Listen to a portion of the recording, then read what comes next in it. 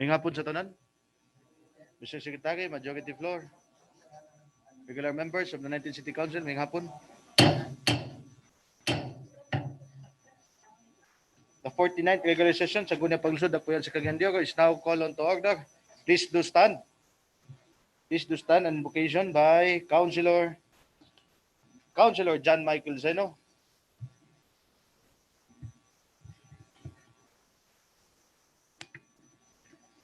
May nga hapon sa tanan.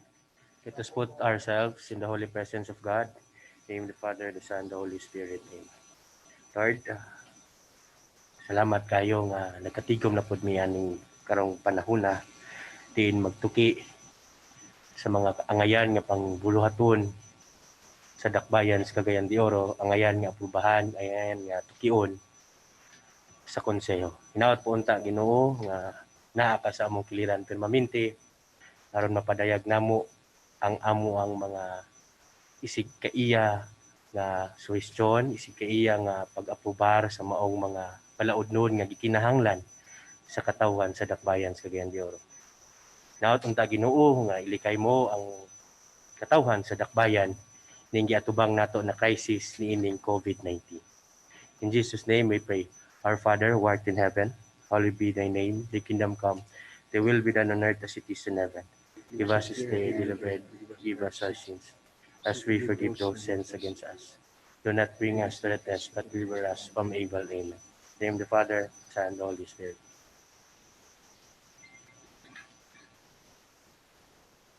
For the singing of our national anthem,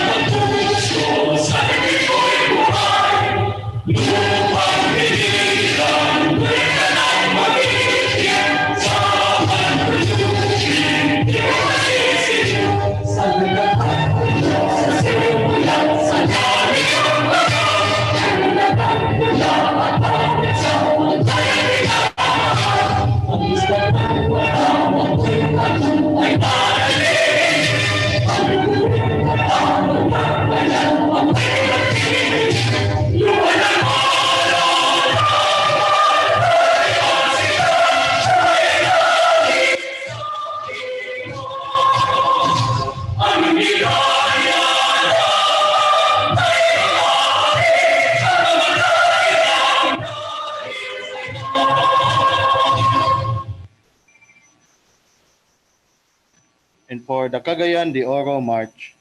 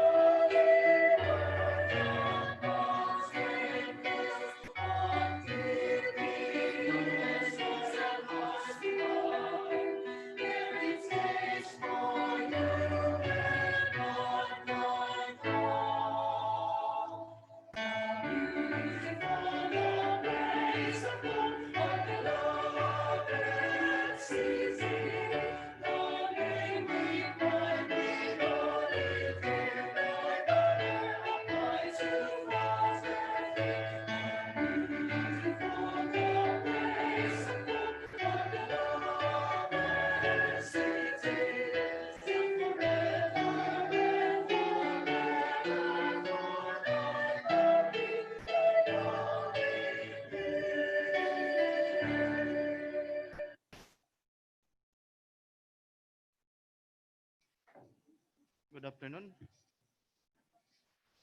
Mr. Secretary, can you do the roll call and determine if we do have a quorum this afternoon? Honorable City Vice Mayor Renier Joaquin Vioy, Presiding Officer.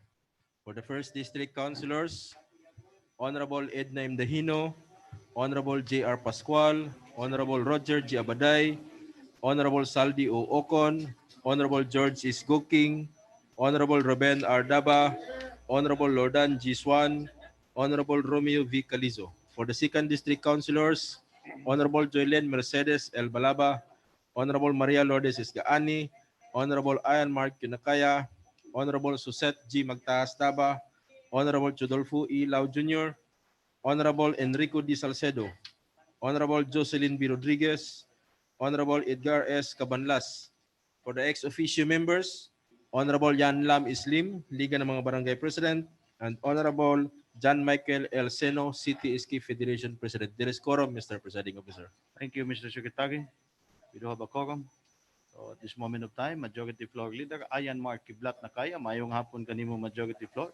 Mayong hapon, Mr. Chairman, the Together Vice with Mayor. a brand new jacket. Thanks From- to my donor, Councilor George Goking, Mr. Chairman. He demanded as the president of the PCL's chapter and regional chapter that I should wear this white jacket to represent PCL and to create a demand from this council for the PCL Manila to provide everyone in Region 10. To. Oh, apa si Kagawad Inday Dahino, Mr. President, no? But to me, this is PPE, Mr. Chairman. Personal protective equipment. It's But, white. it looks like you look like a doctor. For as long as I will not pass by NMMC, I will be safe, Mr. Chairman. Anyway, thank you, Councilor George Goking, and to our colleagues, Maing Hapon, and friends from the media, and the fellow Cagayanons, Maing Hapon. I move, Mr. Chairman, to dispense with the reading of the minutes of meeting on July 13, 2020, and to consider the furnishing of its copy to every member as the reading itself. Properly moved by the majority floor. Seconded. Correction, if there any. Correction. There's a correction. Okay. Dispensation pa. Later.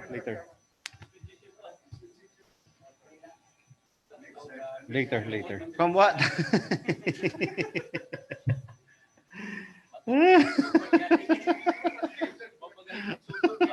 Excited, Mr. Chairman. He would like to have his own white jacket also. Can you provide, Councilor George? PCL.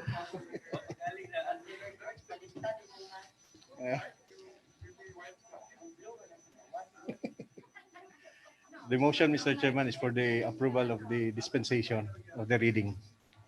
Okay. Properly moved and seconded. I likewise move for the approval of the said minutes of meeting. For the approval, There's a correction coming from Councilor Abaday, Mr. is there Chairman. any correction? Okay. Thank you, Mr. Chairman. This is just for clarity, Mr. Chairman. Ordinance number 139-13, Annex 2020. A, This was an ordinance, Mr. Chairman, which we approved last session. may we ask for the page number? Page 17, Annex A, page 17. Notice, Mr. Chairman, that during the regular session last Monday, I moved for the deferment of this ordinance, considering that there is attached petition of the homeowners of this subdivision. Now, during the voting for the approval, I was misled. Then my vote was considered as voting in favor. Now, with this juncture, Mr. Chairman, I move for that this should be corrected instead of be favorable, be changed to abstention, Mr. Chairman. Okay. May we ask our secretary if the manifestation is correct, Mr. Chairman? Thank you very much. based on the proceedings, Mr. Chair, yes, it is true that Councilor Abaday and Councilor Ednaim Dahino move for the deferment, but during the approval of the main motion, uh, there was no division of the House nor manifestation made to abstain from voting on the said measure. So that's why we recorded it as in favor. So, okay. So, is it okay to you, Councilor Roger Abaday? We'll proceed, Mr. Chairman. So that means that it should be changed for abstention instead of favoring. I am moving for Ruling. correction from It cannot be. voting for Okay. deferment. Well, I am sorry, Councilor Roger Abaday, based on our ruling, you cannot change your position since we already approve it.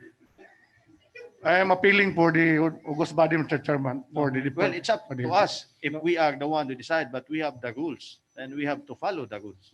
Yes, Mr. Chairman, there is no hard and fast rule. So considering that this is involving my right also, Mr. Chairman, I think Yeah.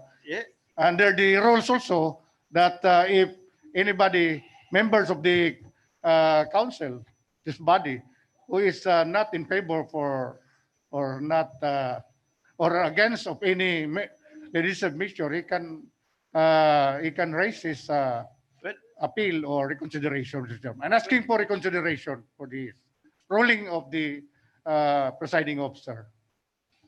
okay, majority floor. Our rules, Mr. Chairman, and the parliamentary procedure, Mr. That is Chairman, why. could not make any revision because in the minutes or in the transcript, what is reflected is the record, what has been transpired in the previous session. That is why. So You cannot correct that if that is you the cannot record. correct it anymore since it is already approved it and propose it to with the general consent of the body. So I am very sorry, Councilor Roger Abaday, but Mr. I Chairman, cannot can I have- change the ruling. Can I be given just a few? Well, even the presiding officer cannot change the rules. Now, Mr. Chairman, what is now the essence of approving this ordinance or any ordinance? What is the precedence that? What is the reason that the consensus is being asked for the approval of this ordinance? If and when we are not allowed to change our decision for the last session, Mr. Chairman. And it is very clear also that in the ruling, in the House rules, that you can expand, you can change anything that is not you do not want to be recorded during the proceedings. So what is then the reason why we will approve or disapprove this Mr. Chairman. the presiding or calling it for the approval if and when we are not allowed to raise our any issues that we want it to be cleared, Mr. Chairman. Okay, thank you, Councilor Roger Abaday. Okay, majority floor. What is only asked during the consideration of the minutes, Mr. Chairman, is whether or not the record as attached in the agenda on the minutes of meeting are true and correct. In other words, are all these factual based on the record? And as to the question raised by Councilor Abaday, Mr. Chairman, the answer was already been replied by the city secretary who does the transcript of record, Mr. Chairman.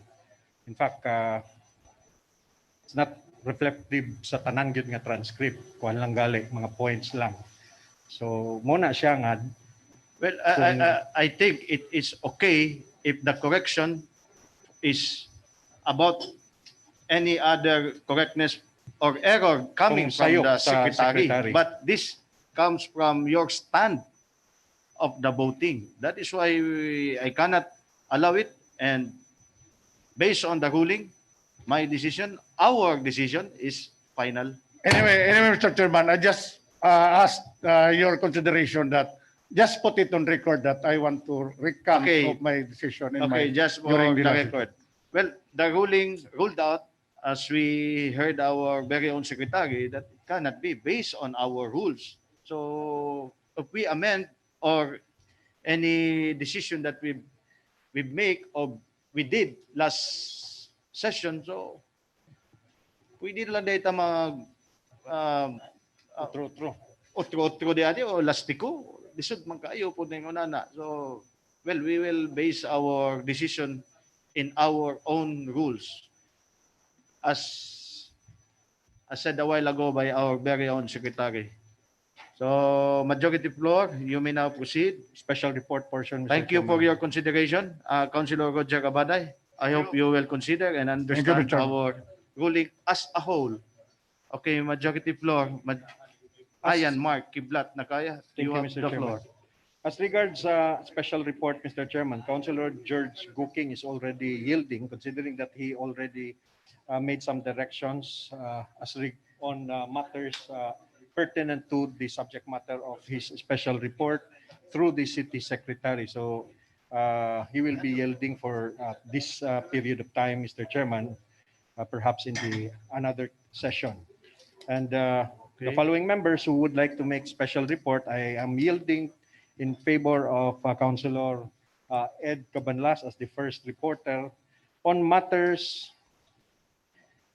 on the previous session where other resource persons whom we have invited were absent, Mr. Chairman. He would like to pose a question on that matter and maybe perhaps a recommendation. And this representation, Councilor Nakaya, I would like to report on the proposed legislative agenda or the recovery framework that has been introduced to us by the National Economic Development Authority, Mr. Chairman. So, Councilor Okay, Ed our Cabanlas. first reporter, Councilor Edgar Cabanlas, and then Majority Floor Leader Ayan Mark Kiblat Nakaya. Councilor Edgar Cabanlas, you have the floor.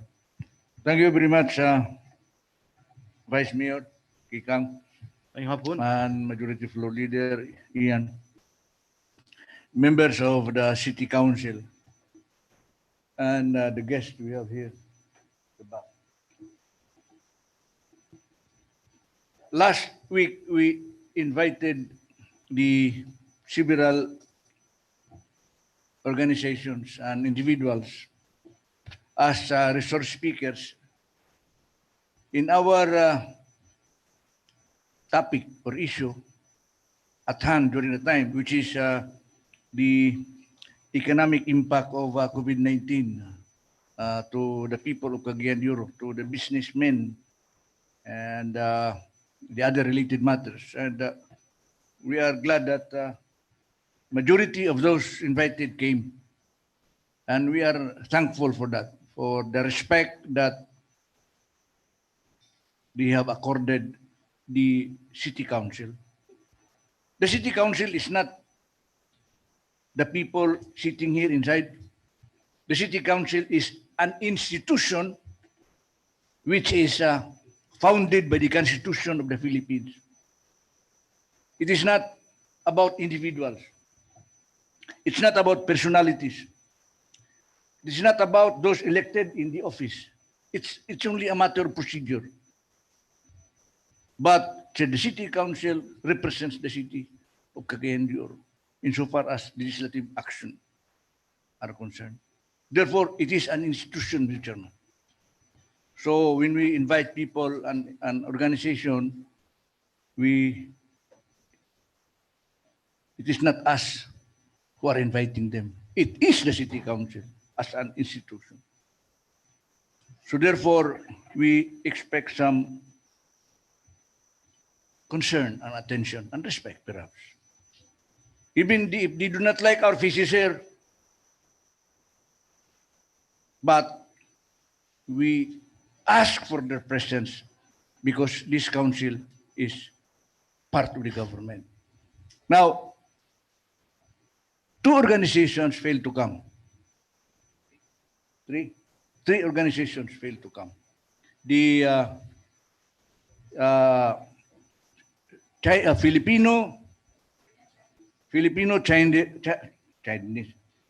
Chinese Chamber of Commerce Second is the Cagayan de Oro Chamber of Commerce. Number 3 is Misamis Oriental Chamber of Commerce. I would like to mention them because Oro Chamber. Now, nobody came. They did not send any representative. And what is worse, Mr. Chairman? They didn't send any letter of regret or explanation why they did not come. So, as far as I know from the records, they were all furnished copies. Their presidents or their offices received copies of our invitation. We sent somebody there to receive the copies because we consider the issue as very important. We were talking about their situation. It is all about them. About kato sa ila, di mo to para sa ato. Now, they did not send any letter. They did not give us any call. The secretary did not receive any explanation. It is as if nothing happened.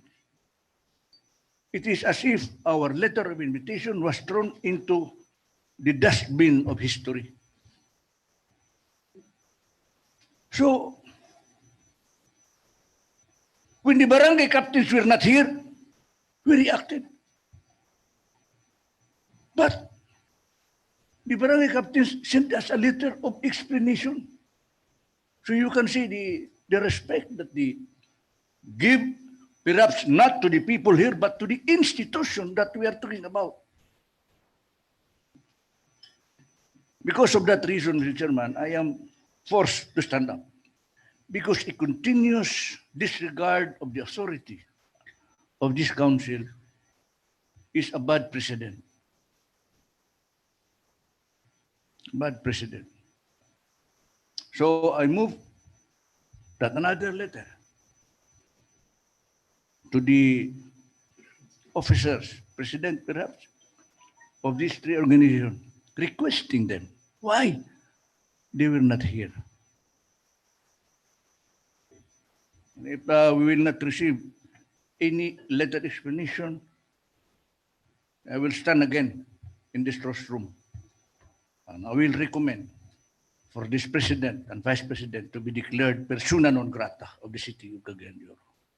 That will be all. Okay, thank you, Councilor Edgar Cabanlas. Okay, Councilor George Goking, about our committee chairman on Committee of Trade and Commerce. Mayong hapon, Mr. Chairman. Mayong Mayong hapon. hapon sa akong mga kauban sa 19 City Council ug tanan at mga amigo sa media o katawhan sa Cagayan de Oro.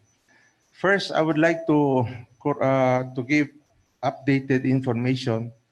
We invited 3 organizations, Cagayan de Oro Chamber of Commerce, that's Oro Chamber. Then we have another one, Misamis Oriental Filipino-Chinese Chamber of Commerce and Industry. And another one is Cagayan de Oro Chamber of Commerce and Industry. So there are 3 organizations we invited, but there are more than 27 Filipino-Chinese chambers. So in Cagayan de Oro. So I would like to suggest to our fellow councilor, Councilor Ed Cabanlas, to refer to the TIPC, Trade and Investment and Promotion Center. They have the list of names. Another one, Mr. Chairman, is to give them 2 weeks ahead of time notice. You cannot, they are private taxpayers who are paying our taxes here, that you cannot just call them to come, just like the barangay captains. They are government, but they are, the one you're inviting are private, but give them enough time. I agree with Councilor Ed Cabanlas that we will invite them again.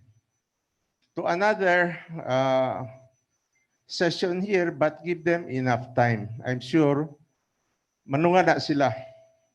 So we have to know who they are. So kung sa itong purpose, kay daghan na sila.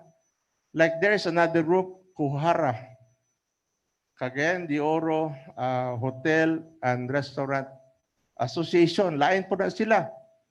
Sila ang medyo kani sa hotel, sa ila, lain na. So kani sa Oro Chamber, they are composed of sectoral representatives.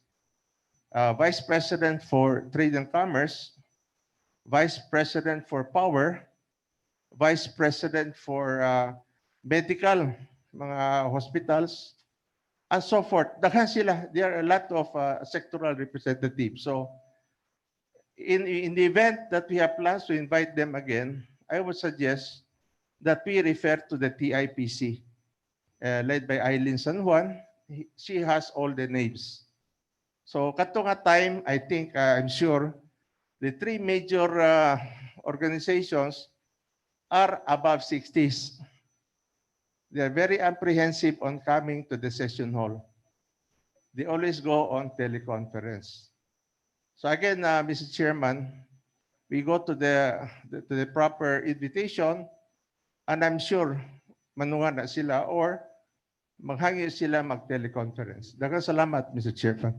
Okay, thank you, Councilor George Cooking. Maybe you will, you will just stick for the three groups or individuals that on focusing on the investment, more on investment side or business side that matter, since it represents a purpose for their invitation, as said a while ago by Councilor Edgar Cabanlas. Maybe you will coordinate for such invitation. Councilor Edgar Cabanlas, coordinate with the committee chairman of the Trade and Commerce. Okay. Mr. Chairman, I will not invite them here anymore. We are finished. What we want, I think, is the later explanation. Why? So, Okay. dili na lang nato sila ibitawan kay ato lang ano sila katunga. Mura man ta na ang importante. Kay uman naman ta. Alang-alang Okay. ibitawan ta sa itong uban. So, Okay. ang ako lang is, nganong wala sila katunga. Just a matter of little courtesy to our invitation. Kung di sila katunga, kaya sila mga sa itong naong din, okay, nagyapon ko na na.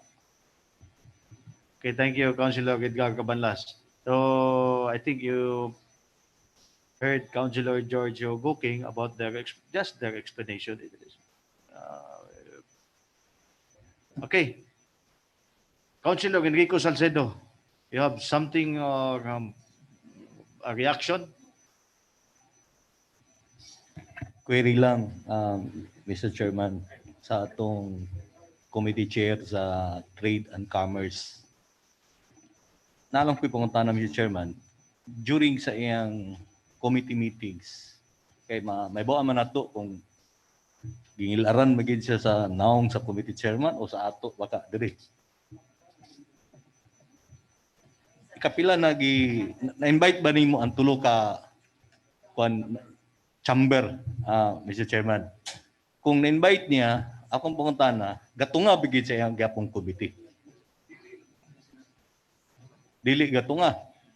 Lagi, pero mo siguro, Mr. Chairman, nga katong giingon niya nga 2 weeks. 2 weeks, pero kung atong tanaw, Mr. Chairman, wala explanation. Walay written explanation nganong wala katunga. Posible gid, Mr. Chairman, nga wala gina sila ganay sa atong mga naong. Thank you, Mr. Chairman. Okay, thank you, Councilor Enrico Salcedo. So, Chair. okay, Councilor Roger Cabaday. Thank you, Mr. Chairman. Actually, the legislative body, excuse me, the legislative body has no power to compel the attendance of anybody, especially that ours is just mere invitation. But for purposes of amity or good relationship or good friends, we are good friends. You should be friend with this businessman. No? I think due respect also should be extended to us. No? So, because that's very crucial, this very important invitation because we are concerned about that they will supply us information regarding this economic status of our city. So they are one of the sources of information, especially during this pandemic time. So seems that I would not consider this as a snub, but I think there is something to be cleared about, no, between us and other our relationship between the businessmen in Cagayan de Oro. So good is the suggestion that I think the chairman of the committee will be the one to take efforts in order to bring them, no, to us. If there's any time to just to explain or bring to us what really uh, transpired, no? Why they were not able to come during our invitation. Thank you very much. Okay. Okay, lastly, Councilor George Goking. I will take that challenge, Mr. Chairman, because tomorrow we are having a meeting with them. We have the Oro Chamber, we have the Kuhara, we have the different sectoral representatives tomorrow. I will ask them officially ngano ba sila mo attend sa meeting last Monday. So I'm sure ang President will not show up as what they have been doing, but what was important is I gave the message to them, you pay your taxes. So far they've been very diligent, very compliant. So, but tomorrow, for my pare, I will ask the business sector and ask them why they did not show up. Thank you, Mr. Chairman. Okay, thank you, Councilor George Cooking. But I think it is not right time to quarrel each other. But this time of moment around, that keep on understanding. But what the good special reporter this afternoon is just a letter of an explanation. We already did our part. We've done our part. Uh, the national agencies are present, except to them. So maybe at least we give them a proper venue or a proper time to discuss it something, especially in the respect of their businesses. So, but at this moment of time, all that the good reporter is just an explanation for them, but it's not the right time to draw the line with them as fellow Cagayanons, and so as especially when we are still facing this pandemic COVID-19, that the business sector of ours in this locality is the one hurting most.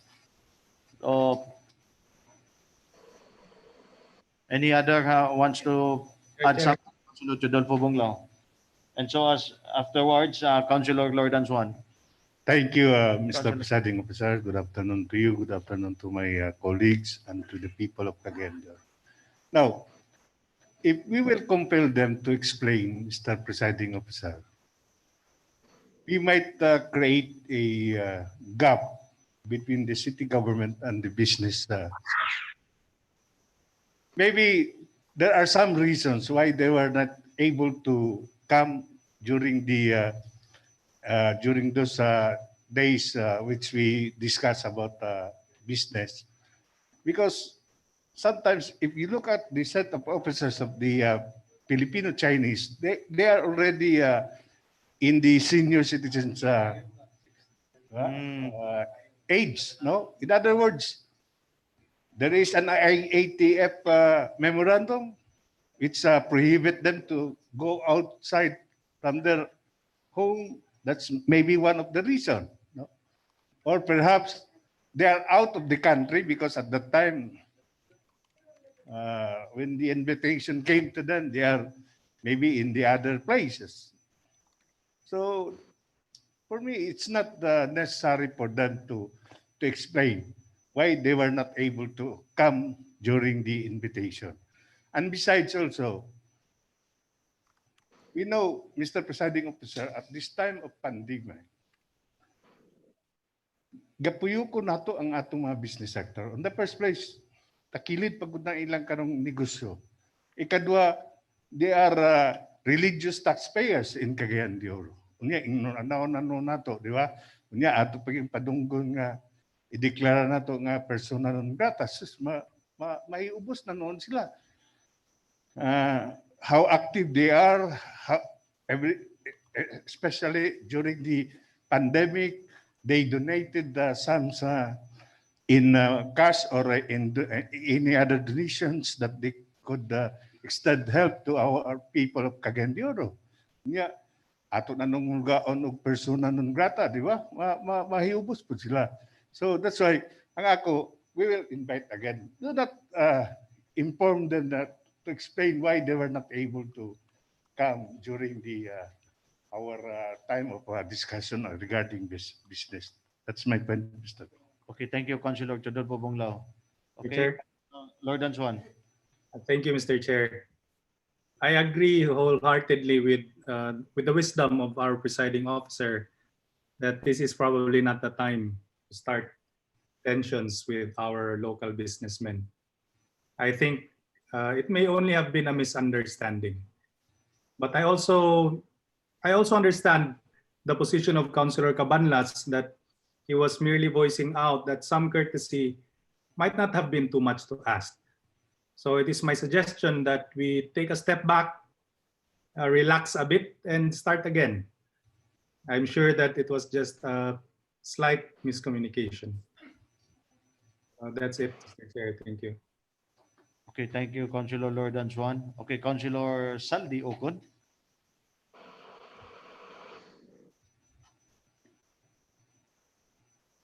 Salamat, Mr. Chairman. Pangutahan lang ako sa secretary na to. Last Monday ta nag-session. Are they properly informed? These three major business magnet in the entire region? Are they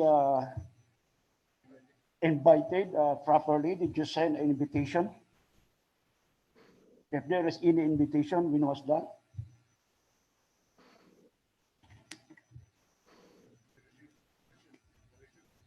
Come again, Councilor Saldi Ocon.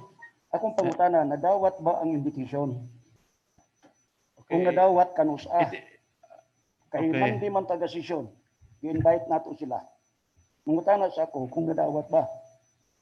Okay, as the invitation, Yes, Mr. Presiding Officer, we sent out the invitation as early as Tuesday, and based on our records, out of the three invited businessmen, two invitations were received on July 8, while the other one that was addressed to a certain Mr. Lucio Tan was received on July 9. Okay. So, thank you. Nangutana ko Mr. Chairman, kung na-receive ako wala. Yan, nangutana ko, ang tuyo na ko, gusto na itong mahibawaan ang number of period. Kasi na-receive nila Bernes, so wala na panahon. Pero mas earlier pa man na-receive nila.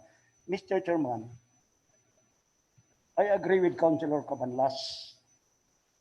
Remember that this is the only authority as far as the council is concerned. All what we are doing here is for the benefit of our people of Cagayan de Oro. Dili ni issue, Mr. Chairman, tiguang na bata og dili. Kay kung isgutan ta ang IETF na tingon 60 years old dili maka-attend. Yan ko sa isinta naman kung anong minganhi man ko. Yang anon sa Atty. Proxarmin sa 60 anyos namin anhi man din eh. Katong uban nga mga national agencies, mga tanan ko mga dagwa ito sa isinta naman nung niaman din ni Mr. Chairman. So imposible po sa tulo, ka major organization as far as the business sector is concerned, imposible ang tulo. Tigid mo anhi Mr. Chairman. So dili man ingon nga nasuko ta sa ilaha. Di maingon nga ipatawag na tulo pa-explain na to, nag-away na ta dinhi. Kundi dili nato ni tagaan og pagtagad. Kini nga konseho way respeto, mao lang yapon bisag unsa nga atong pagahimon nga imbitasyon, Dili lang gyapon ta bali-balihon. So gusto ba ta mahitabo ni sunod? So ang atong gihimo dinhi dili para sa ato, para sa katawhan sa Cagayan de Oro. So ug ato silang imbitahon pag anhi dinhi. Unsa pa may ato ipangutana nga game over naman, human naman ta nagkuan. Na-explicar naman sa uban nga mga gate pa-invite na to. So that is why ang ato dinhi, ato silang pangutanon. Wa man maingon nga ato silang pangutanon nag-create na ta og trouble, dili na mao. Ang ato respetuhay. Wala na, Mr. Chairman, ang akong buti pasabot. Siguro, ato silang mangayo ta og explanation. Ngano man ni, man sila mo ani dinhi. Imposible pa siya nagsabot ang tulo. Siguro, kung maingon ta karon nga patur pa ni Councilor Bunglaw pasig tuan nag-travel sa abroad, imposible pud kayo sa tulo ka grupo man kay plano tanan. Naagyo na ibilin, Mr. Chairman. Bisa na lang na ipadala nila nga representative nga ina lang dito ang Vice Mayor. Ina dito ang City Council nga mauni. Medyo apiki mi sa time niya. Mauna at least mahibaw lang ta unsa ang ilang rason. Dili kay kon nga way gana explanation. So, ako kay nang insulto. Dili kita mo igi-insulto, Mr. Chairman. Ang gi-insultuhan na ang tibuok katawhan sa Cagayan de Oro o mismo ang ilang gi-insulto, ang ilang kaugalingon. Thank you. Okay, thank you, Councilor Saldi Ocon. Well, okay. So at this moment of time, as our special reporter wants to have something for just an valid explanation, we cannot compel as a legislative side or as a sanggunian, we cannot compel each other, especially to the private sector of ours. So maybe we work it out for the committee chairman on trade and commerce to have a good special relationship, especially for the one who are reporting this matter this afternoon, no other than Councilor Edgar Cabanlas. Maybe you can relay the messages from our business sector directly to Councilor Edgar Cabanlas. But it's up to them. Maybe you can call it out in the committee level, in the trade on commerce, Councilor George Guking, together with the special reporter, Councilor Edgar Cabanlas. And you can work it out and make it happen. And we will be facing this pandemic between the local government unit and our business sector and all of us facing this pandemic COVID-19. Councilor George Cooking. Okay, thank you. Okay. May I proceed, Mr. Chairman? Our next reporter this afternoon, no other than Councilor, a majority floor leader, Ayan Mark Kiblat Nakaya. Thank you, Mr. Chairman. On the brighter side, that was the not so bright side, Mr. Chairman, as regards the last week's invitations from our resource persons. 3 of the resource persons last week, of course, committed that they will provide us with data and information. And as of now, we have received 2. One from the Department of Labor and Employment, Mr. Chairman. The data that we have requested from their office, and the National Economic Development Authority. And what I'm interested about, Mr. Chairman, is the 10 pages proposal and recommendations on the recovery framework during and after the COVID-19 for Region 10. And considering that this is 10 pages, Mr. Chairman, may I just read verbatim the proposed legislative agenda? And maybe perhaps we can pick up from this proposed legislative agenda and for our committee's appropriate action and recommendation to the executive. And if it requires budgeting, Mr. Chairman, maybe we could introduce in future time so that we can produce also some legislative agenda in our recovery effort for our people in Cagayan de Oro. On the fifth side, So we have already in the slides, Mr. Chairman, the proposed legislative agenda. First is to increase budget for assistance to individuals in crisis situations, distribution of food and non-food items, and livelihood assistance grants. Next is provide appropriation for alternative modes of provisions of housing with adequate space. Example, housing voucher, rental subsidy for the low-income informal settlers. Issue policy on stockpiling of critical and essential medical supplies for use during large-scale disaster and health emergencies, including authorization of DOH for the management of the supplies. For our part, that would be the City Health Office. And issue policy guidelines on the conduct of procurement activities through online. Issue an enabling policy to fast-track the implementation of digital government. Legislative additional funds for the procurement of ICT requirements of government offices like laptops, internet connection, Wi-Fi sticks, equipment support for virtual meetings activities. Fast track the establishment of common tower facilities by urging all LGUs to comply with RA 11032, otherwise known as the Ease of Doing Business and Efficient Government Service Delivery Act of 2018, by streamlining the issuance of local permits and standardizing the timelines for the construction of cellular-based towers. Uy, interesado gyapon sila diay. Policy review along incentives, either local or foreign direct investments on bioproducts, packaging, and logistics and forwarding industries.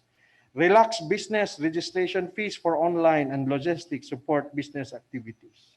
Increasing funds for R&D, at least 1% of the GDP should be devoted to research. Augment budget to support the Balik Probinsya Bagong Pag-asa program. Redesign roads by reallocating road space from cars to people on foot and on bicycles as a cost-effective and affordable means for most LGUs to keep key workers moving and residents healthy and active while doing social distancing, like bike lanes incorporated in design of roads. Consider requiring public vehicle manufacturers to design modern vehicles that conform to the new social distancing norm, and fast-track implementation of the public utility vehicle modernization program. I have read in verbatim, Mr. Chairman, the proposed legislative agenda. Maybe perhaps, again, we can, through the Secretary, distribute these 10 pages recommendation on the regional recovery program, but we can localize it for Cagayan de Oro to make it more responsive to the needs and welfare of our constituency. And if you will read and run through all the proposals from the economic, social, environment, governance, and transportation sectors for the entire packaging of the development of Cagayan de Oro, Mr. Chairman, it would require budget, Mr. Chairman. If there is an intent to create a loan, Mr. Chairman, for Cagayan de Oro, I would like to suggest that it should be included certain funding for recovery projects and program that would come about a better living for fellow Cagayanons, Mr. Chairman. I understand that there is a proposal from the executive on this matter. Maybe we can, and in the level of the City Council, introduce. I agree with the entire proposal of the executive, but maybe we can introduce our own legislative measure that the executive should act so that we can be more responsive, not only for 2020, Mr. Chairman, but if we recall last week when the city treasurer was asked to speak before this August body, she said the direct impact of COVID-19 may not be immediate for 2020, but for 2021. In other words, if we will not prepare for 2021, Mr. Chairman, I do not know how much funding we will be having. We might be reducing so much amount of money on the basis of number of bankruptcy notice coming from the business people in Cagayan de Oro, which we rely upon during the collections of our business taxes and assessment, Mr. Chairman. As regards our internal revenue and the allotment, the same effect, Mr. Chairman, would be in 2021. So kundi na nato preparahan na ahaman ta magkuha para lugar sa bayronon nato sa dakbayan sa Cagayan de Oro. So again, may I turn this, I have already forwarded it to the City Secretary, this document, Mr. Chairman, but physically, I am tendering these documents from National Economic Development Authority to the Office of the City Secretary to furnish the Vice Mayor and to all members of the City Council, and to take notice if there are any other recommendatory measures that we should that we should consider as one legislative body, Mr. Chairman. Maybe at the proper time we should do that. So thank you. Okay, thank you, Majority Floor Leader Ayan Mark Kiblat Nakaya. Is there any wants to add something or an opinion of yours? Councilor Chodolfo Bunglao. Thank you, Mr. Presiding Officer. In addition to that, that's a very good presentation by our majority floor, especially on the NEDA. Actually, the city government, through the Office of the Chief Executive, have already formed a committee which will study on a comprehensive transportation plan. In fact, I think some of the councilors were invited during the forum, and then they were asked their ideas regarding how we could be able to solve our traffic. And then there are 17 strategies that will ease down our traffic problem in the city. And these 17 strategies were reflected on that proposed comprehensive transportation plan. And we are very thankful, Mr. Presiding Officer, because the one who handles the committee are experts on traffic.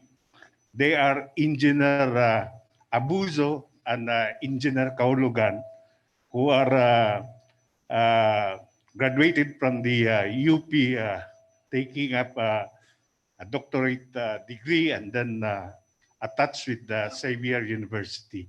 So I hope that within this year, we could be able to have the transportation comprehensive plan plus the local public transport route plan. So that would be integrated in the transportation comprehensive plan for our traffic program. Aside from that, Mr. Presiding Officer, I saw also the proposal on the online. In fact, to relax the revenue fund through using the online technology. Now, for the information of everybody, we have already approved the third internet supplier in the city, the Converge, no? One of the fastest internet supplier throughout the world. The Converge internet that would serve as the online technology that we are going to develop in our city. So hopefully we can be able to achieve that program after the Converge would operate within this year. And then there is also, I saw a line there, reinvent the page 3. I think reinvent the business. Mao ni siyang ganahan sa mga business sector. Dili kay buwis, dili kay invite nato, kay i-declare nato nga persona non grata. I-improve nato. ang atong kwan, and that is a good idea gi-recommend sa NEDA nga i-reinvent nato ang atong business sa what we asa to dapat Mr. Majority page 3 igo ra mangud to nako nakwan ba. So mao na siya ang atong focus, okay na. Relax business asa reinvent katong reinvent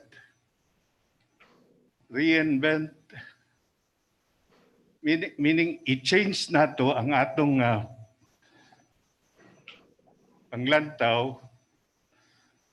Ang ganahan silang tunga, dili kay pinmi lang tabuhis, dili lang kay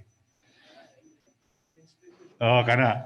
Okay. Reinvent the existing business operations and business models. Mo nang makahatag og kadasig sa mga business group kay kita nangita tagpamagi nga ma-improve nato ang economic activity sa syudad.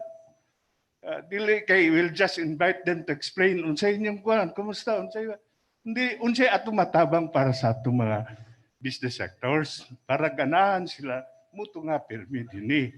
Ang ganahan sila tanaw sa dagway morning ganahan namo tabang sa mga business sector sa amo. So ingana lugar. That's a best reading for us as legislator that would guide us which priority program that we are going to undertake so that we can make Cagayan de Oro more developed city throughout the country. Thank you. Okay, thank you, Councilor Rodolfo Bunglao. And is there any other wants to add an opinion of him? Okay, no other than Councilor Enrico Salcedo. Sino ni mo tapal sa buwis? Salamat, Mr. Chairman. Regarding atong safe internet. Para gid Mr. Chairman nga matabangan sa nato atong businessmen, especially kay labi na karon sa new normal na nya ang atong gamit kay ang atong internet karon Mr. Chairman gani reklamo sila nga hinay kayo para sa kasayuran sa tanan. Usbo na ako Mr. Chairman. Nag-create ang committee sa environment o kining technical working group para madali, para mahimong model ang Cagayan de Oro para maka-attract og businessmen or investor ang Cagayan de Oro, Mr. Chairman. Karon gipaspasan na nato nga mapadali gyud Mr. Chairman pag-approve sa mga application sa internet. I hope, Mr. Chairman, nga kining i-propose sa technical working group, masuportaran na to sa City Council para kung mahimo ang approval na to sa internet, Mr. Chairman, mapadali na to kung mahimo 30 to 45 days nga ma-approve na to, Mr. Chairman. Thank you. Okay, thank you, Councilor Enrico Salcedo. So, is there any wants to add something?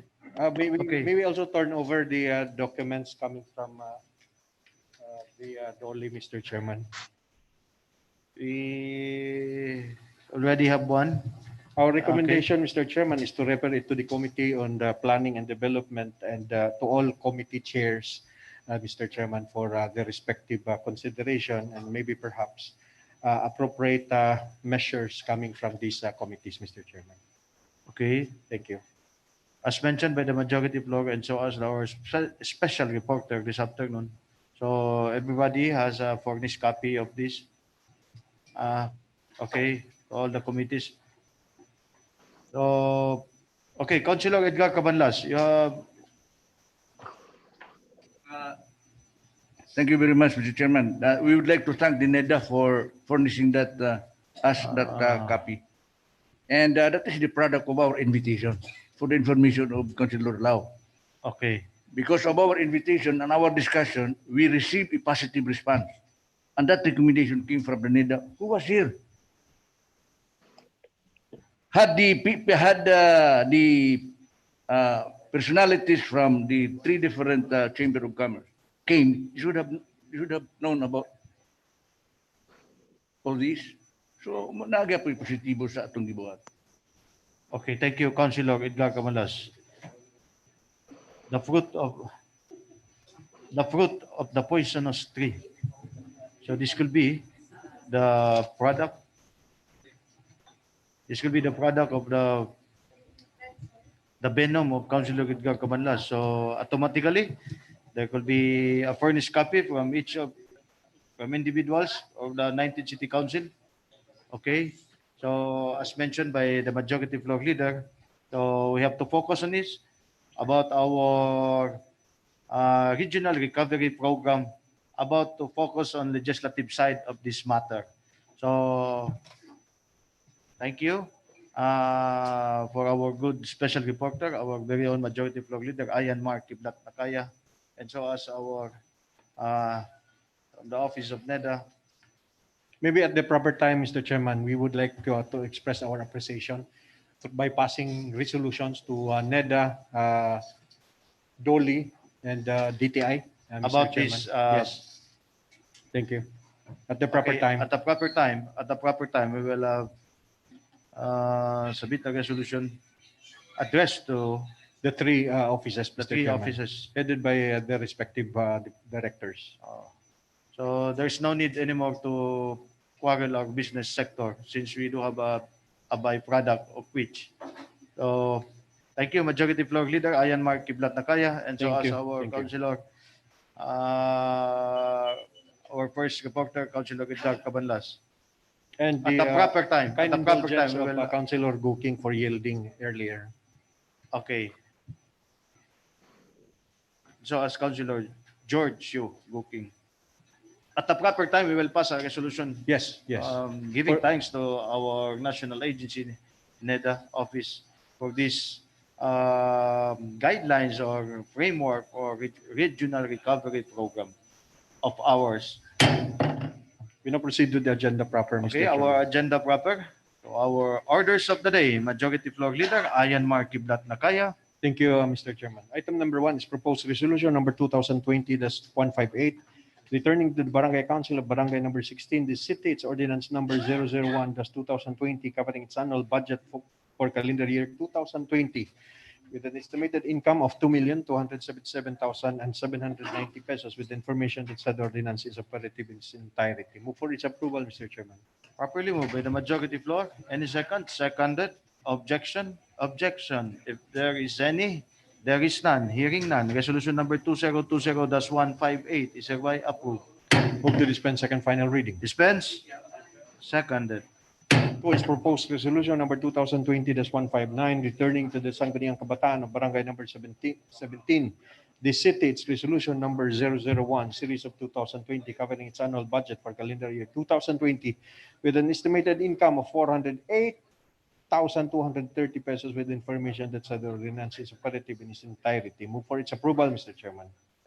Properly moved by the majority floor. Seconded. Objection? Objection. Hearing none. Resolution number 2020-159 is hereby approved. Move to dispense second final Move. reading. Seconded. 3 is proposed ordinance number 2020-121, approving the development permit of Cagayan de Oro Resettlement and Socialized Housing Project 5 Cedar Ship, located in Barangay San Simon de City, with an area of 117,198 square meters, more or less, containing 833 lots units as applied for by the application of the city government of Cagayan de Oro, represented by Honorable City Mayor Oscar S. Moreno, subject to the conditions imposed by the City Engineering Office and the City Housing and Urban Development Department. Move for its approval, Mr. Chairman. Properly moved by the majority floor. Seconded. Objection. Objection. There is none. Ordinance number 2020-121 is hereby approved. Move to dispense second final reading. Dispense. Seconded. 4 is proposed ordinance number 2020-122, approving the development permit of Balangay Pangandoy Socialized Housing Project located in Barangay Makasandig, the city with an area of 24,207 square meters, more or less containing 160 lots units as applied for by the city government of Cagayan de Oro, represented by Honorable City Mayor Oscar S. Moreno, subject to the conditions imposed by the City Engineering Office and City Housing and Urban Development Department. Move for its approval, Mr. Chairman. Properly moved by the majority floor, seconded, objection, hearing none. Hearing none, ordinance number 2020-122 is hereby approved. Move to dispense second final reading. Dispense, seconded. 5 is proposed ordinance number 2020-123 approving the preliminary subdivision development plan of Somerville 2 subdivision project located in Barangay Lumbia, the city with an area of 30,000 square meters, more or less containing 70 lots units socialized housing project and 130 lots units economic housing project as applied for by the Liberty Land Corporation, represented by its General Manager Rosabel B. Villanueva, subject to the conditions imposed by the City Engineering Office and City Housing and Urban Development Department. Move for its approval, Mr. Chairman. Properly moved by the majority floor, seconded, objection, hearing none. Ordinance number 2020-123 is hereby approved. Move to dispense second final reading. Dispense, seconded. 6 is proposed ordinance number 2020-124 approving the alteration of plan of lot 825-C-24 PSD-100 to 8403 portion of 2 meters wide road right of way and lot 825-C-25 PSD-10-02840 resizing into 3 lots with an area of 38 square meters and 98 square meters respectively as applied for by the Neighborhood Homeowners Association Incorporated, represented by its president, Mr. Tito L. Daing, subject to the conditions imposed by the City Engineering Office and City Housing and Urban Development Department. Move for its approval, Mr. Chairman. Properly moved by the majority floor. Any second? Seconded. Objection? Hearing none, ordinance number 2020-124 is hereby approved. Move to dispense second final reading. Dispense, seconded. 7, Mr. Chairman, is proposed ordinance number 2020-125, establishing the Cagayan de Oro City Clinical Laboratory, defining its functions, operations, and administration for other purposes. Move for its approval, Mr. Chairman. Properly moved, seconded. Objection? None. Ordinance number 2020-125 is hereby approved. By the way, the author is Councilor Maria Lourdes S. Gaan. Maria Lourdes Serinya Gaani. Move to dispense second final reading. Dispense with its finality, seconded.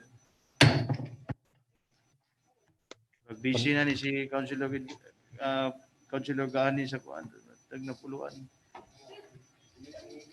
Pati po sa Mambuaya, Dansulihon, Lumbia.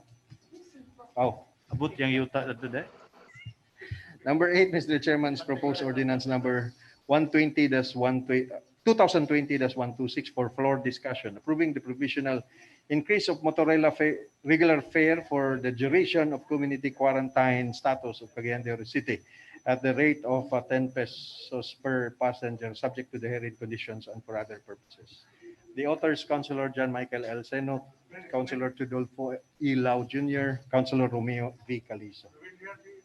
Properly moved by the majority floor. For Any floor second? discussion. For floor discussion only, Mr. Okay. Chairman. Since it's just a proposal, so is there any second? Seconded. Okay. For discussion. Okay. Councilor Ruben Dava.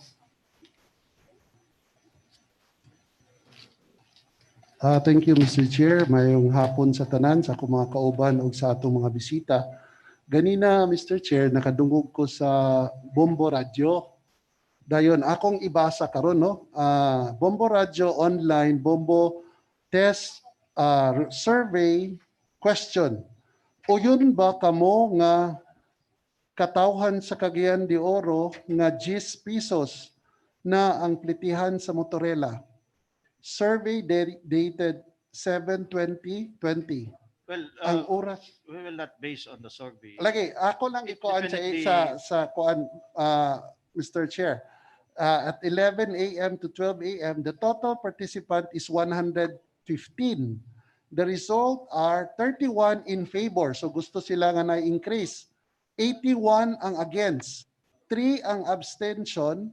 And then mo ka na ang gikuan. So hinapunta nga makuan kini sa atong kauban, no? Atong tulo ka mga counselor nga ganina na ay nag-survey nga medyo ang ilang reason man gud sa ako nabati nga wala sila ka-attend kay social distancing biya, di biya ka stay at home biya. So basig magamit nato siguro atong Zoom para atong makuan. That's only what I heard from Bombo Radio, Mr. Chair. Okay, thank you, Councilor Gobenda pa. Well, it's up for 19 City Council to decide on this matter. When it comes to increase about the fare or any other increases, absolutely they don't want to increase or maybe to stick on the other side. Okay, coming from Councilor Suset Magtahas Daba. Daghang salamat, Mr. Chair. Maayong hapon sa tanan. I would just like to ask Mr. Chair kung ang committee sa public utilities nakakandak ba og public consultation, how many times, and well represented ba tanan sectors during the public consultation for the said increase of the fare for Motorella? Thank you. Okay, Councilor Chodolfo Bunglao. Well, I think the process. Actually, 3 times the Committee on Public Utilities conducted a public consultations. We are inviting the presence of the youth, no? Represent Mr. Santos representing the youth, and then 2 vendors from Cogon and Carmen, and then barangay chairman and others group came here also,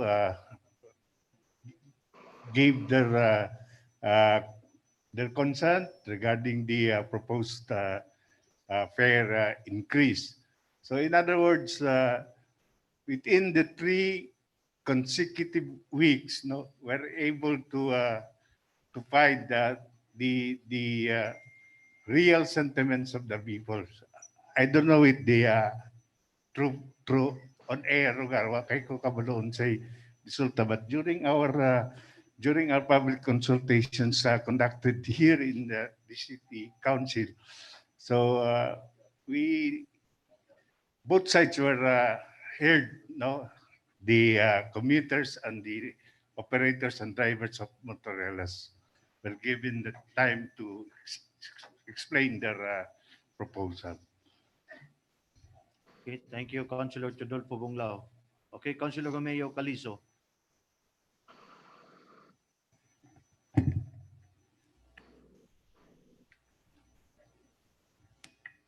Thank you very much, Mr. Presiding Officer. Good afternoon to all. The problem with referring our decisions on the text messages and over the social media, Mr. Chairman, is that we cannot readily identify who the texters are and those posting messages over the social media.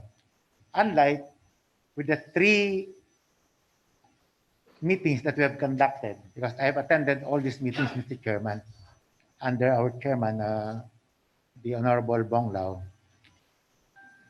They were aptly represented by identified unknown personalities. Now, in the 3 meetings, there's only one sector that opposed the proposal, and that is the PTA. Because according to them, it might affect the parents and the students who will be going to school, but who will now go to school and with the mode of education that we are conducting, which is online. And all the rest concurred with the proposal of the Honorable John Michael Seno, because what's happening now is lahi-lahi na ang plite. Na 10, na 15, na ganit 50. It's all up to the the operator or the driver and the commuter to agree on the amount. Now, what Kagawad Seno wants to do here is to have a uniform payment for the fare based on the existing situation. Kaya, siyempre, ang hangyo manggod sa mga motorela drivers, i-increase gamay kay abnormal man. Tungkol sa social distancing, is supposedly practice of having how many passengers? Siguro, abot ka nila 8 o napulo baka ang motorela. Karon maximum of 4 na lang, Mr. Chairman. Now, there's just one issue that has been raised. Kay basig kuno, apil na ang mga jeepney, ang other transport group to also increase their fares. But what we have been focusing here is kanilaging yung sa mga motorela drivers to increase the fare to 10 pesos. Comparing again, Mr. Chairman, with other cities like Tagum, they pay 14. Cebu, ambot pilay Cebu. And still, the 10 pesos fare suggested by our Motorela group is still way cheaper than as compared to other cities, Mr. Chairman. So during our last meeting, we have decided to already bring the matter here in the plenary. And so with this open discussion, Mr. Chairman. Thank you. Okay, thank you, Councilor Romeo Palizo. Okay, Councilor Edna Dahino.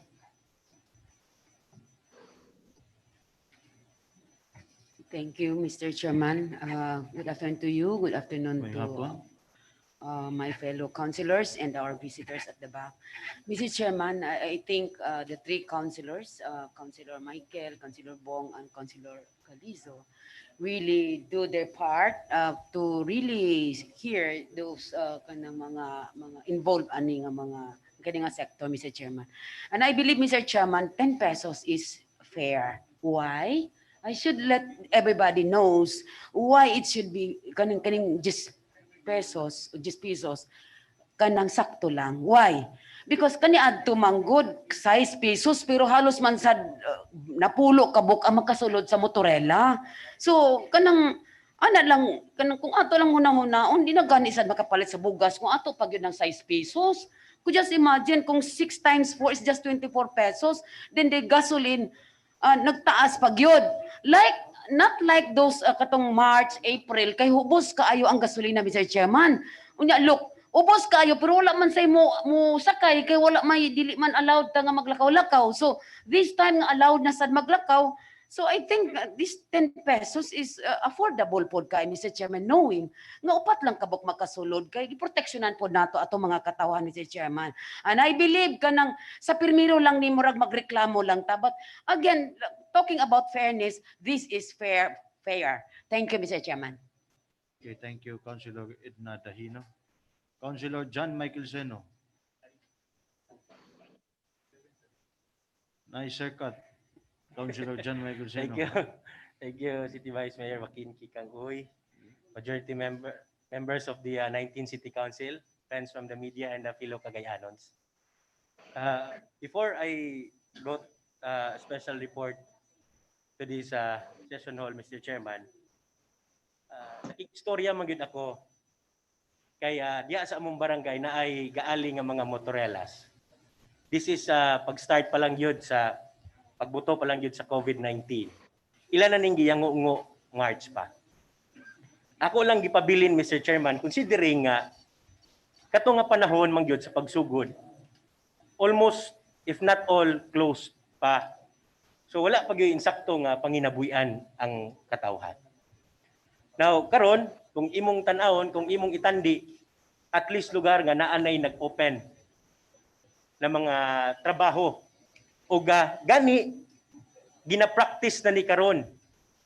Although naalay pagsabot-sabot sa pasahero o sa driver nga muuyon pod, pero kung dili daw sila muuyon, di man pod pugson sa driver. Pero ang nakaaghat gyud nako ani Mr. Chairman is that naamang gyud uban pod nga motorela drivers nga gasakay gyud pod sa panahon nga ang ilahang pliti himuon nagtag 15, himuon nagtag 20 kada pasahero.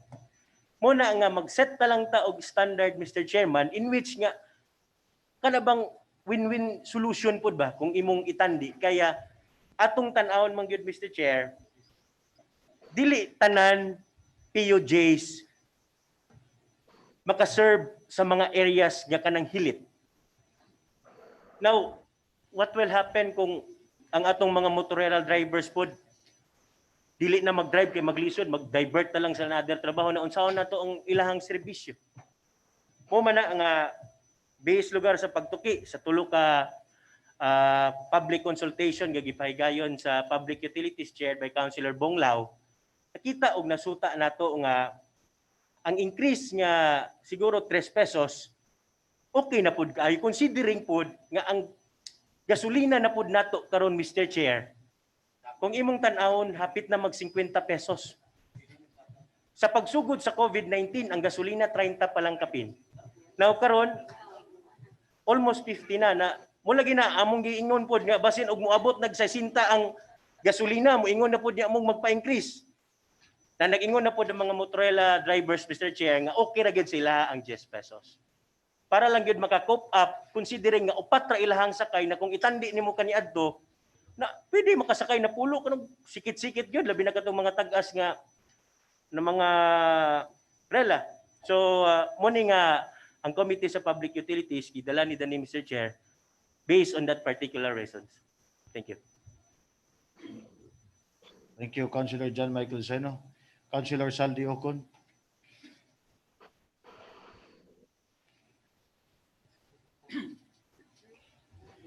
Para na ko, Mr. Chairman, kang may ragay ng 10 pesos.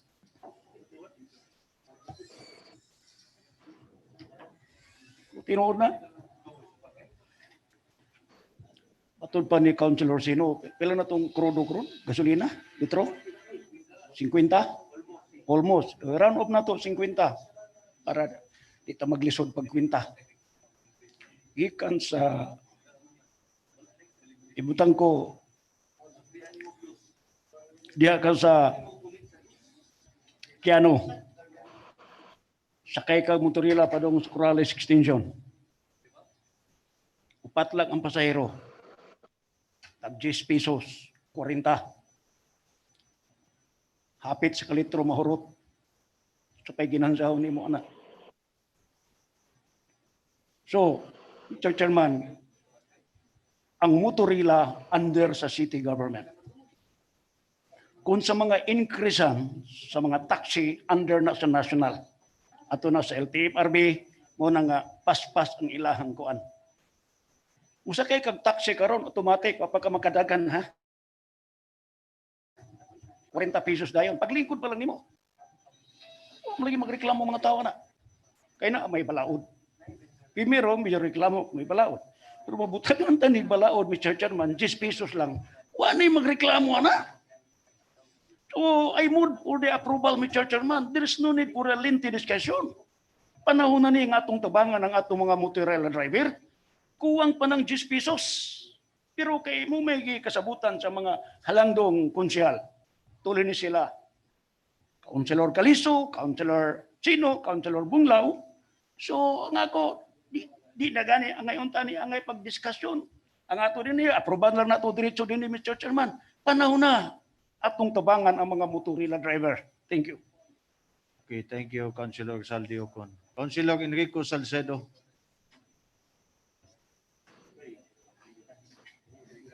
And lastly, Councilor Rodja Cabaday. Daghang salamat, Mr. Chairman. Kung atong maobserbahan, Mr. Chairman, ang pag-increase sa gasolina, di na ito mamatigdan.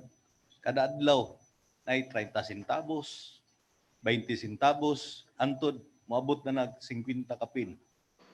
Unya, ikaduha, Mr. Chairman, mutanagig ko kay naka-attend man ko one time sa committee, kay member man Pugus Committee ni Councilor Bonglao. Mungutana ko sa mga pasahero. Kay kanang disgusa na mas kanto di, Mr. Chairman, utana ko. Okay ra ba sa inyo ng GIS? Silang tubag, Mr. Chairman. okay rami anang gis tungod kay kung suklian mi og dos, for example 8, kay di basta pwede gid sa nato putang 8 pesos. Wala na gabali-bali sa 2 pesos, Mr. Chairman, piso. Wala na muna nga kung na sila gis, ibayad na lang nila og gis para makatabang po daw sa driver. Kunya nasabtan nila, Mr. Chairman. Ikatulo nga rason nga mo support ko sa increase, Mr. Chairman. Tungod kay grabe na gapahunggat na ang atong chairman sa committee sa utility sa pagpangimbitar sa mga konsumante or mga pasayro, pero subo kayo kay wala gi gapangapil. Karon nga nanay increase gakisi-kisi na, Mr. Chairman. Mana nga naluoy ko sa akong mentor, trainer, Mr. Chairman, nga grabe na gyud. Taas kayo kung atong tanawon. Taas kayo, Mr. Chairman, ang pag-conduct niya sa public hearing. Usbon ako, Mr. Chairman, ang ordinansa ko atong tumanon, ang ordinansa nga automatic kung mag-increase ang gasolina kung atong tanawon 50 kapin. Posible kung atong tan-awon, Mr. Chairman, musibo na ng 10 pesos sa increase sa gasolina.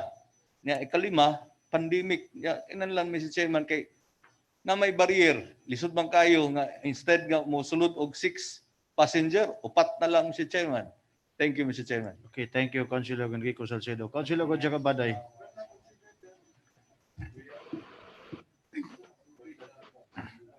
Dengan salamat, Mr. Vice Mayor and my colleagues.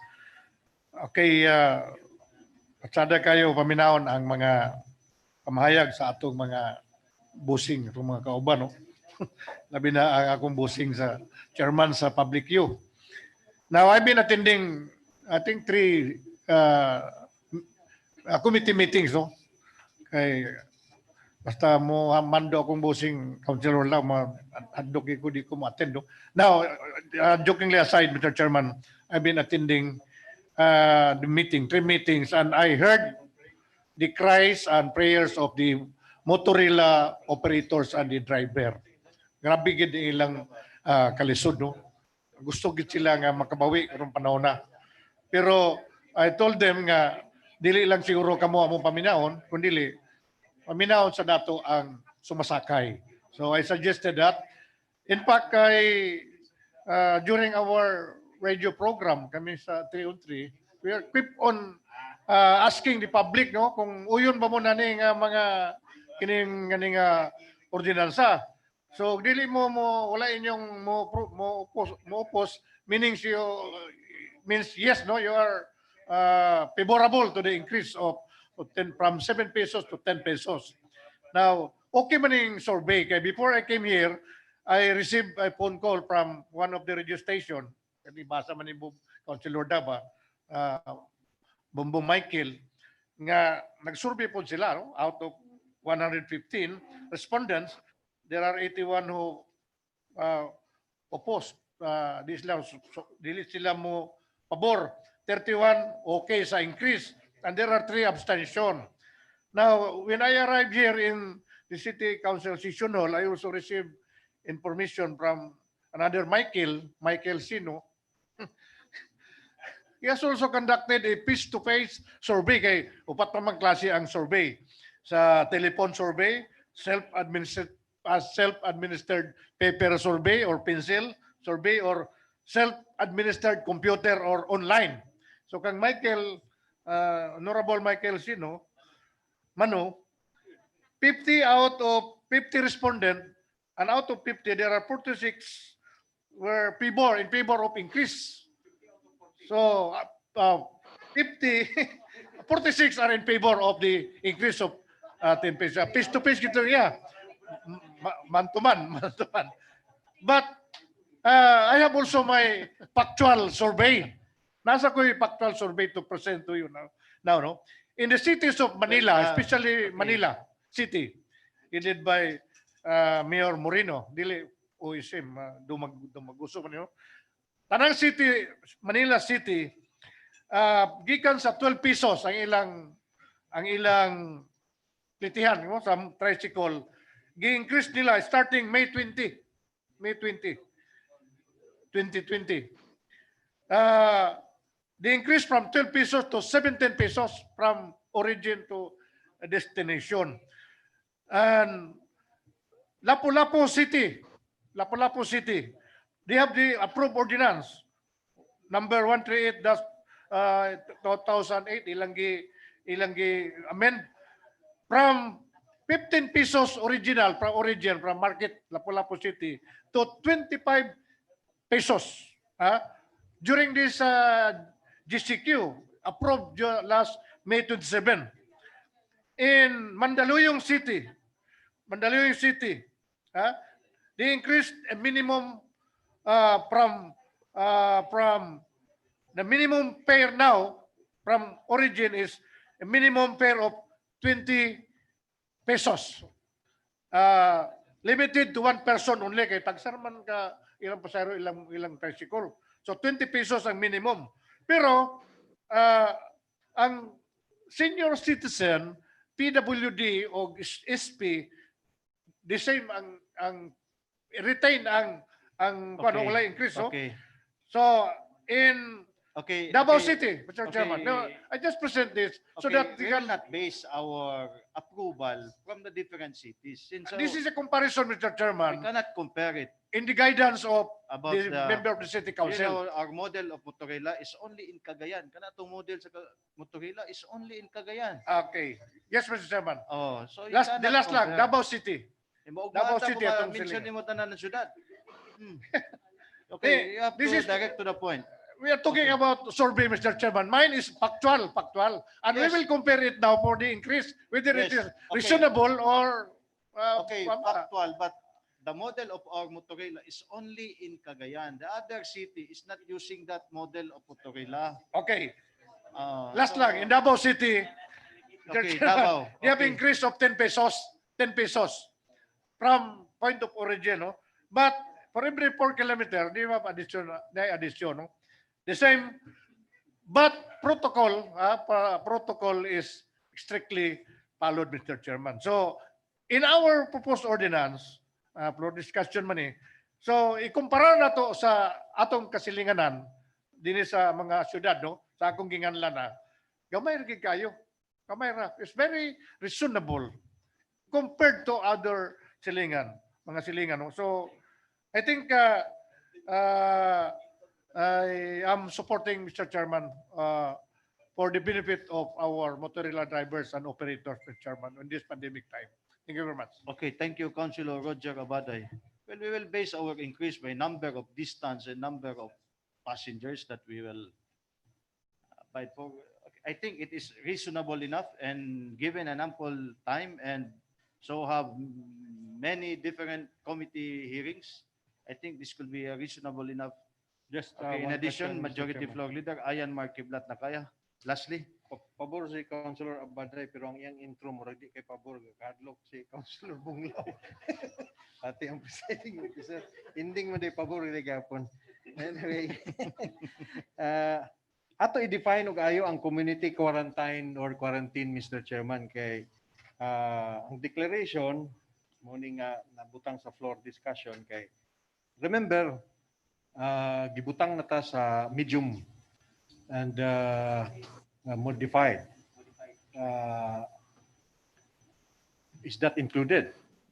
What if there is progress and there would be no more consideration that Cagayan de Oro would be included in this quarantine status? So the ordinance would effectively lift the imposition of 10 pesos and will return to the fare matrix. So that should be cleared and clarified. Otherwise, dili maklaro na nato, Mr. Chairman. Ako, I am voting in favor on the basis panahon sa kwarantinas. Kay while ang atong katawhan nga pasahero makita nila nga na-increase pero masinabtanon man sad siguro gyapon sa naglisod nga mga operators ug drivers labi na nga gibahina ang mga sakyanan. Division of 4 instead of having 6 or 8. So nahimo ng upat, so lisod pa kay tungod kay wa nay pasahero nga estudyante kay walay gagawas. So klarohon nato is my definition of quarantinas the same as the proposal of the authors? Okay. So the authors nodded and they agreed, Mr. Chairman. So there could be therefore- a provision in this ordinance for Yes. a specific duration of time. Okay. Iklaro lang din nato for public consumption and for us para sa iyang effectiveness sa kani lugar nga ordinansa. Okay. May we ask the chair to recognize, considering that we are about to close Already- the discussion, the one of the authors, the chair of the Committee on Public Utilities, to place the necessary motion. Okay. Thank you, Majority Floor. Okay, Councilor Chodolfo Bunglao Jr. Thank you, Majority Floor. Thank you, Mr. Presiding Officer. I move to approve ordinance number 2020-126. Properly moved. Any second? Seconded? Objection? Objection. Hearing none. Once, twice, hearing none. Ordinance number 2020-126 is hereby approved. To dispense second final reading. Dispense for its finality, Majority Floor. For its finality, seconded. Dabi, gusto ni mo klaron si Councilor Abaday, nag-approve ba or wala? Councilor Roger Abaday, are you In Kasi favor. next session na ka, di mong bawion ha. Additional item, Mr. Chairman, Okay. pursuant to the report that I have rendered earlier. Okay, for inclusion. Item number 9 is certified urgent by the mayor. Item number 10 is for our resolution of thanks to the three regional directors. Okay. For inclusion, I For move to inclusion, include 9 item and number 10. 9 and 10. Any second? Seconded. Carry on, Majority Floor. Number 9 is proposed ordinance number 2020-127, accepting the offer of the Philippine Charity Sweepstakes Office, PCSO, to donate to the city government of Cagayan de Oro a patient transport vehicle, PTV, and for this purpose authorizing the Honorable City Mayor Oscar S. Moreno to enter into and sign the deed of donation, therefore executed by the PCSO, represented by its Vice Chairperson and General Manager, Royina M. Garma, under the terms and conditions stipulated therein, certified urgent by the Mayor. Move for its approval, Mr. Chairman. Properly moved by the Majority Floor. Any second? Seconded. Objection? Objection. Hearing none. Ordinance number 2020-127 is hereby approved. Move to dispense second final reading. Dispense with its penalty. Seconded. For item number 10, Mr. Chairman, is proposed resolution expressing the thanks and gratitude of the city of Cagayan de Oro for the data and provided by the National Economic Development Authority, kindly named the regional director. Then the DOLI, also name of the regional director, and DTI for assisting us in aid of legislation during the reviews regular session, Mr. Chairman. Move for its approval, subject to styling. Properly moved by the Majority Floor. And seconded. Subject for styling of our very own Secretary Arturo de San Miguel. Objection. Objection. Hearing none. Hearing none. Resolution number 2020-160 is hereby approved. By the way, can we have 3 resolutions separate? Okay. Pwede gapan. Pwede gapan. And move to dispense second final reading, Mr. Chairman. Dispense for its finality and seconded. There being no other matter pending, Mr. Chairman, move to adjourn. Session adjourned.